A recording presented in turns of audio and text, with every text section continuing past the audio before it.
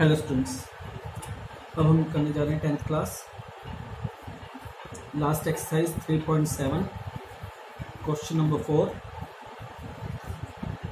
Question number 4 क्या है? The student of a class are made to stand in a row. Students of class made to stand in a row, उन्हें rows में करने के लिए कहा। If the 3 students are extra in a row there would be a 1 row less. इस question को करने से पहले कुछ कंसेप्ट करते हैं ताकि ये क्वेश्चन इजीली आप लोगों को समझ लग जाए। तो यहाँ पे छोटा सा कंसेप्ट समझा रहा हूँ, इसे ध्यान रखना। अब देखो क्या करें, स्टूडेंट क्लास की बात करें कि क्लास में स्टूडेंट्स, अब जो क्लास में स्टूडेंट है मान लो 50 स्टूडेंट्स तो 50 ही रहेंगे, मान के चलते हैं 50 स्टूडेंट और 50 ही रहेंगे। तो मैं मान लेता हूँ एक क्लास में नियर अबाउट 1 2 3 4 5 6 7 8 9 10 11 12 13 14 15 बच्चे हैं एक क्लास में, 15 बच्चे। ठीक है, इस रोज इस तरह से होती है बच्चों। ये फर्स्ट रो, ये सेकंड रो, कंसेप्ट समझ लो। ये थर्ड रो, ये पहली रो, ये दूसरी रो, ये तीसरी रो। हर रो में कितने बच्चे हुए? 1 2 3 4 5, 1 2 3 4 5, 1 2 3 4 5। ठीक है, एक और बना लेते हैं। 1 2 3 4 5। Okay, clear? 1 2 3 4 5 4 25 बच्चे ले लिए हमने टोटल। अब देखो क्या है, एक क्लास में मैंने मान लिया क्लास में कितने बच्चे, मेरे पास 25 बच्चे। 25 बच्चों ने 5 रोज बनाई और हर रो में 5-5 बच्चे हैं। अगर मैं कहूँ इन्हीं बच्चों से कहूँ कि बच्चों एक रो के बच्चे हट जाएं, एक रो कम हो जाए, और जो रो कम हुई है उसमें कितने बच्चे थे? 5, और वो 5 बच्चे हर रो में एक एक लग जाए। ये कितने हुए? 4, 1 5। ठीक है, 2 और कम कर लेते हैं, कितने हुए? 10, 2 यहाँ जस्ट, 2 यहाँ, 2 यहाँ, 2 यहाँ, 10 हो गया जस्ट। तो देखो 3 रोज मैंने कम की, 3 रोज मैंने कम की। क्या किया? रोज क्या हुई? कम। कंसेप्ट समझो, बच्चों के अरेंजमेंट छोड़ो, चीज को समझो। देखो रोज कम हुई, रोज क्या हुई? कम। कितनी रहेगी? 2। पर रो में नंबर ऑफ स्टूडेंट्स क्या हो गए? नंबर ऑफ स्टूडेंट पर रो इंक्रीज हो गए। जैसे जैसे मैं रोज कम करूंगा, अब देखो जो बच्चे रोज में से निकले हैं, मैंने रो कम करनी है, रोज में से निकले हैं वो क्या करेंगे? यहीं पे एडजस्ट होंगे।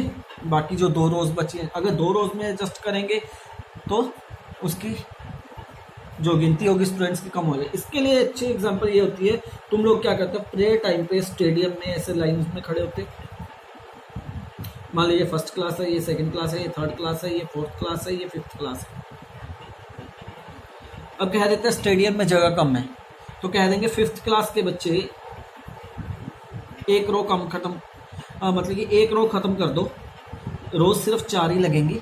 जो बच्चे फिफ्थ रो में हैं उन्हें बाकी रोज में एडजस्ट कर दो। तो क्या होगा? जितने भी बच्चे इस फिफ्थ रो में होंगे वो सभी के सभी इन 4 रोज में एडजस्ट हो जाएंगे। ठीक है, एडजस्ट हो गए तो ऑब्वियस है 4 रोज में जो नंबर ऑफ स्टूडेंट्स है पहले से ज्यादा हो जाएंगे, इसमें भी इंक्रीज होंगे, इसमें भी इंक्रीज होंगे, इसमें भी इंक्रीज होंगे, इसमें भी इंक्रीज होंगे।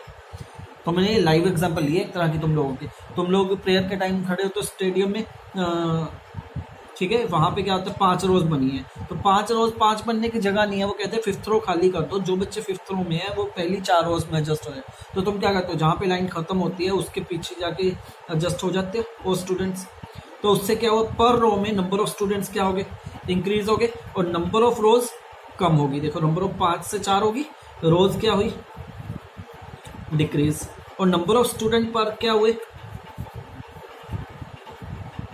इंक्रीज। अब यही कंसेप्ट मैं उल्टा लेके चलता हूं। अब इसी कंसेप्ट को उल्टा देखते हैं। मान लो स्टूडेंट की गिनती तो उतनी ही रहेगी।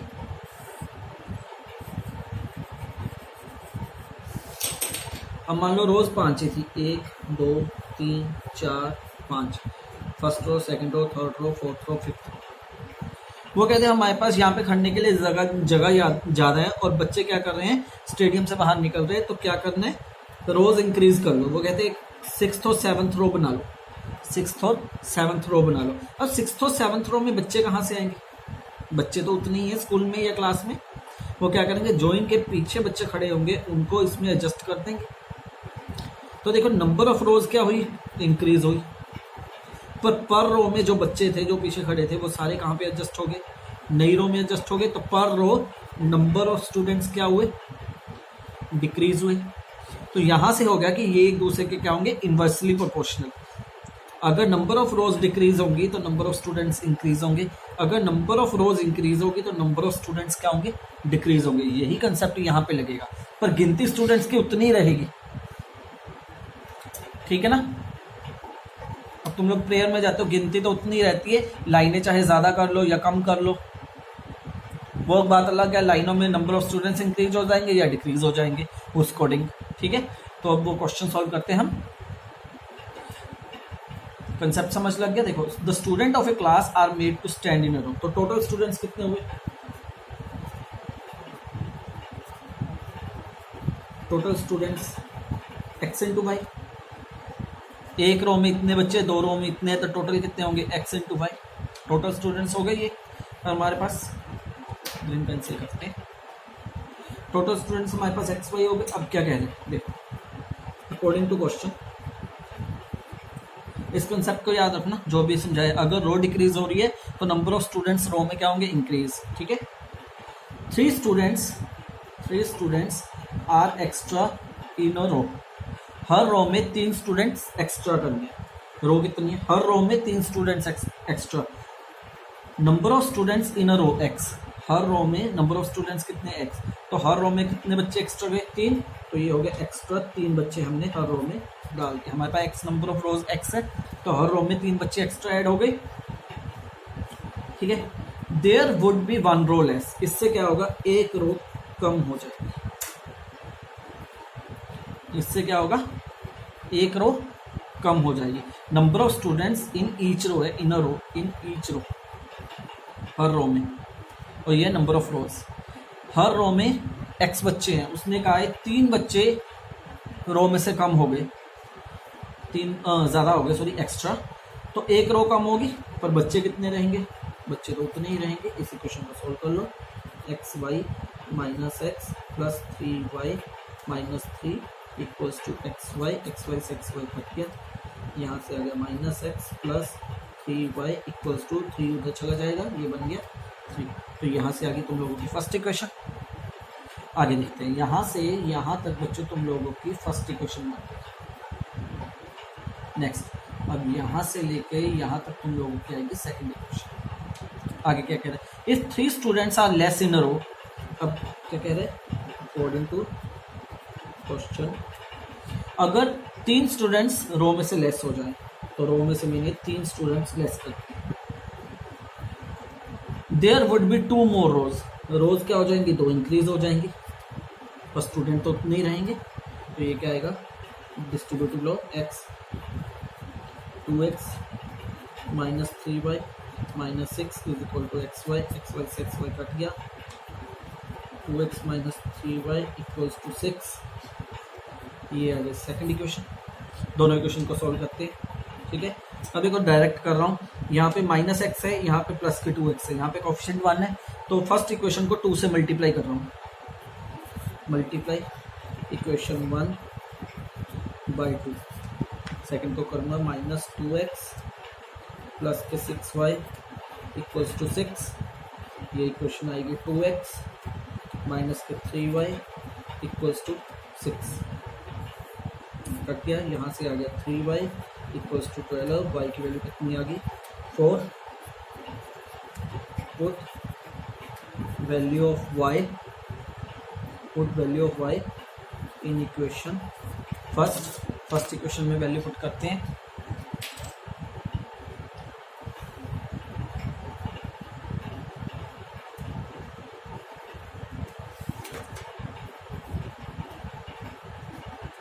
फर्स्ट इक्वेशन ये थी, माइनस एक्स प्लस 3, वाई की वैल्यू कितनी है हमारे पास 4 equals to 3, minus x is equal to ये 12 बना, 12 उधर जाके माइनस होगा, 3 में से 12 गए 9 माइनस 9, तो एक्स की वैल्यू कितनी आ गई 9। तो यहाँ पे क्या आ गया हमारे पास एक्स और वाई की वैल्यू आ गई। तो number of students in each row, number of students in each row equals to कितने एक्स, एक्स किसे रिप्रेजेंट कर रहे हैं 9 and number of rows, number of rows किसे रिप्रेजेंट कर रहे हैं वाई को, वाई की वैल्यू कितनी है 4। क्लियर, यहाँ पे लाइन डार्क कर देते हैं थोड़ी सी ताकि दोनों पार्ट अलग रहे, सेम मत कर देना, इस पार्ट को मिक्स मत कर देना, इसलिए मैंने लाइन नोट कर दी थोड़ी सी।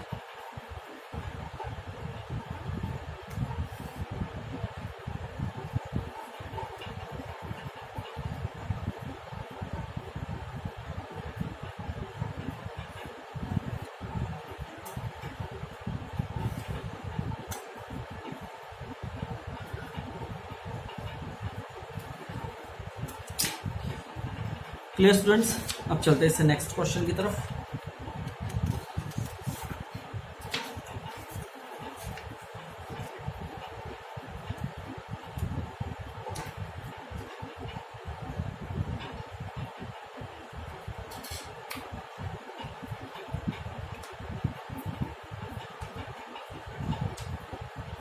Question number 5,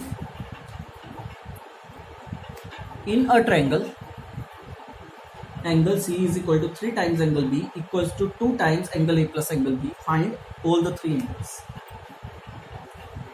Question 5. तो देखो सबसे पहले हमें क्या गिवन है, in a triangle angle C is equal to 3 times angle B equals to 2 times angle A plus angle B. Angle A plus angle B. तो इस क्वेश्चन को हम सॉल्व कैसे करेंगे, देखो हमने तीनों के तीनों एंगल निकालने, तो हम क्या करेंगे सबसे पहले इन दोनों को आपस में सॉल्व करेंगे, इन दोनों को आपस में सॉल्व करेंगे। Angle C is equal to 3 angle B, एक तो ये बन गई इक्वेशन। सेकंड में अब इन दोनों को बराबर रखेंगे, देखो तीनों आपस में बराबर है, ये इसके बराबर ये इसके बराबर, पहले मैंने पहली दो टर्म्स बराबर रखी, फिर सेकंड और थर्ड टर्म को आपस में बराबर रखा। 3 angle B equals to 2 times angle A plus 2 times angle B। अब 2 टाइम्स एंगल B उस साइड चला जाएगा, 3 टाइम्स एंगल B में से 2 टाइम्स एंगल B माइनस होगा, वहां पे रह जाएगा angle B equals to double of angle A, double of angle A. Basically मैं क्या कर रहा हूं, बेसिकली मैं कर रहा हूं एंगल बी एंगल सी दोनों को एंगल ए की टर्म्स में कन्वर्ट कर रहा हूं, दोनों को एंगल ए की टर्म में कन्वर्ट कर रहा हूं। देखो एंगल बी ए में कन्वर्ट हो गया, angle B is equal to 2 times angle A, इसका तो एंगल बी की वैल्यू मैं ए में पुट कर सकता हूं। अब जो बी की वैल्यू आई है मैंने वापस यहाँ पे पुट कर दी, और यहां से एंगल सी क्या बन गया, angle C is equal to 3 times angle B की वैल्यू क्या है 2 times A, angle C is equal to 6 times angle A। तो यहां से देखो, यहां से B की वैल्यू मेरे पास आ गई, B equals to 2 times angle A, यहां से मेरे पास आ गया angle C is equal to 6 times angle A। और एंगल A तो खुद में ही एंगल A है, उसे तो चेंज करने की जरूरत नहीं है, एंगल A तो खुद में एंगल A है। ठीक है, तो हम कर लेंगे let angle A equals to x degree, angle A is equal to x degree. तो इसकी वैल्यू क्या बन गई, angle C is equal to 6x, और इसकी वैल्यू क्या बन जाएगी, angle B equals to 2x। और हमें क्वेश्चन में क्या गिवन है, इनर ट्रायंगल, और इनर ट्रायंगल का मीन्स हमें पता है angle sum property of a triangle क्या होती है, inner triangle ABC, angle A plus angle B plus angle C equals to 180 degree, ASP angle sum property of a triangle. Angle A की value क्या है x degree, B की value क्या है 2x, C की वैल्यू क्या है 6x, 180 कितना बन गया 8 और 9 ये आ गया 9x डिग्री इक्वल्स टू 180। 9 से कट करके ये कितना बनेगा 20 डिग्री। x की वैल्यू कितनी आ गई 20 डिग्री। x की वैल्यू कितनी आ गई 20 डिग्री। अब निकाल लो एंगल A कितना आ गया 20 डिग्री। एंगल B कितना आ गया, B किसके बराबर था 2x। 2 into 20 degree 40 degree. Angle C किसके बराबर आएगा 6 into x. 6 into 20 that's 120 degree. Total देखो कितना बन गया 120 और 61 120 और 40 160 160 और 20 180। टोटल सम कितना आ गया 180। तो ये तुम लोगों के आंसर आ गया। उसने कहा था find all the angles, 3 angles. हमने तीनों के तीनों एंगल्स फाइंड आउट कर दिए। क्लियर। ये रहा b is equal to 2x और c is equal to 6x। Clear students.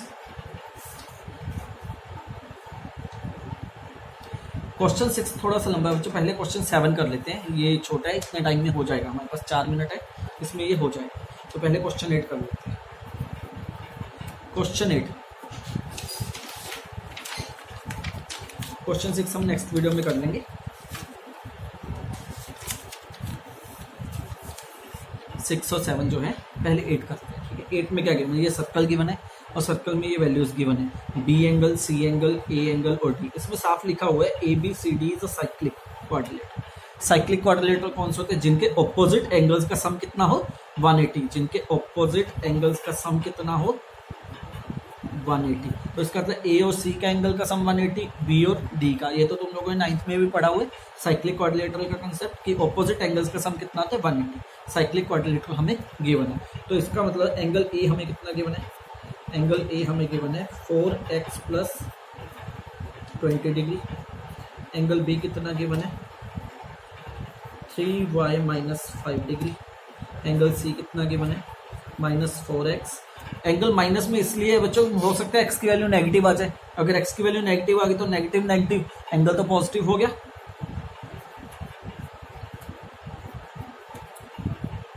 और मेरे हिसाब से एक्स की वैल्यू नेगेटिव ही आएगी, तभी ये नेगेटिव नेगेटिव पॉजिटिव बनेगा।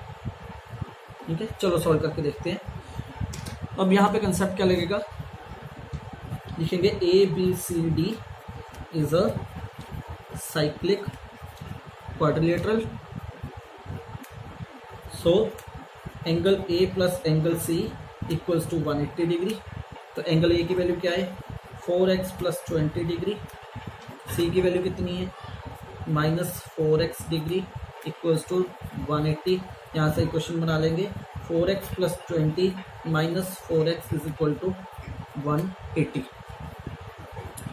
ए की वैल्यू 4x नहीं, यहाँ पे y है, सॉरी फ्रेंड्स, यहाँ पे 4y है तो यहाँ भी y आएगा 4y 4y। तो ये बन गया माइनस के 4x प्लस के 4y। 20 उधर जाके माइनस हो जाएगा, ये बन गया 160। यहाँ से 4 कॉमन निकाल लो, 4 कॉमन निकालोगे 4 उधर जाके कट हो जाएगा। तो 4 कॉमन निकाला, आ गया -x plus y equals to 160। 4 से कट करके ये आ गया 40। तो इक्वेशन बन गई हमारी -x plus y equals to 40। ये हमारी बन गई पहली इक्वेशन। ये हमारी बन गई पहली इक्वेशन।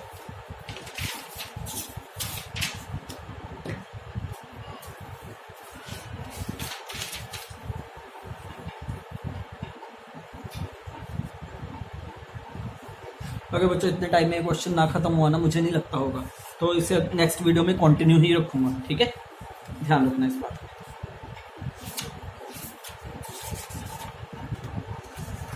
तो यहाँ से हमने फर्स्ट इक्वेशन बना ली। ठीक है, अब सेकंड की तरफ चलते हैं। सेकंड में क्या है, अब सेकंड में हमने पहले केस में ए और सी 180 डिग्री के बराबर रखे, अब हम बी और डी को 180 डिग्री के बराबर रखेंगे।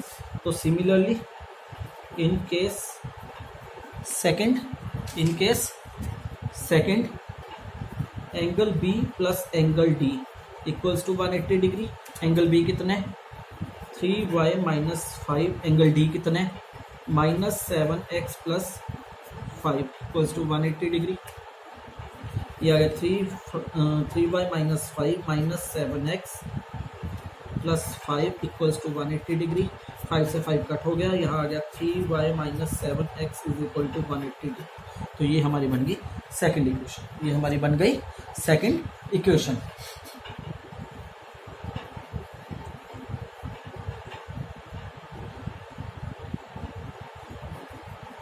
ये हमारी बन गई सेकंड इक्वेशन। अब दोनों इक्वेशन को सॉल्व करते हैं। देखो पहली इक्वेशन क्या थी, minus x plus y equal to 40, minus x plus y equals to 40, ये पहली इक्वेशन थी। सेकंड इक्वेशन ये है, सेकंड इक्वेशन क्या है, 3y minus 7x equals to 180। ठीक लिखा मैंने, हाँ ठीक। अब देखो यहाँ पे y का कोफिशिएंट क्या है 3, यहाँ पे y का कोफिशिएंट 1, x का कोफिशिएंट 1, x का कोफिशिएंट 7। तो हम क्या करेंगे, इस इक्वेशन को y का कोफिशिएंट सेम बना लेते हैं। यहाँ पे y का कोफिशिएंट 1 है, यहाँ पे y का कोफिशिएंट 1 है, यहाँ 3 है, तो इसे 3 से मल्टीप्लाई कर लेते हैं। तो ये इक्वेशन क्या बन जाएगी, माइनस के 3x प्लस के 3y इक्वल्स टू 120।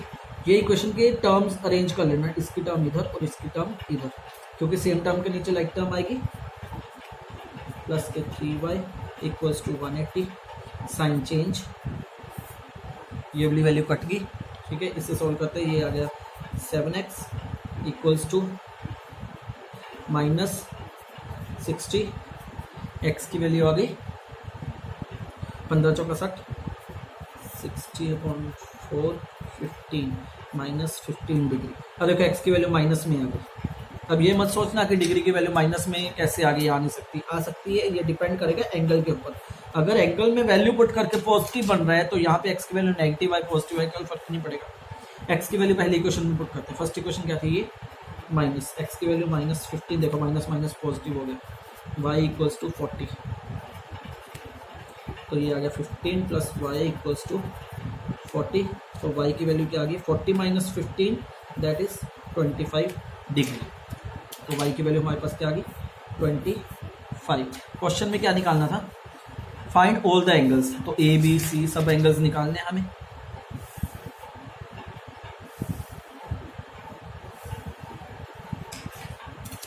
तो पहले एंगल ए देखते हैं। एंगल ए क्या था हमारे पास, यहीं से उठा लेते हैं, एक्स और वाई की वैल्यू ये रही, यहीं से उठा लेते हैं, एंगल यही है 4y प्लस 20। 4y की वैल्यू कितनी है 25 प्लस 20, ये कितना बनेगा 0 2 8 9 10 100 एंड 20, ये बन गया 120 angle. Angle B, angle B की बात करते हैं। एंगल बी कितना है 3y माइनस 5, 3y की वैल्यू कितनी है 25 minus 5, 75 minus 5 70 degree. Angle C कितना है माइनस 4x माइनस 4x की वैल्यू माइनस 15, 15 चौका 60 माइनस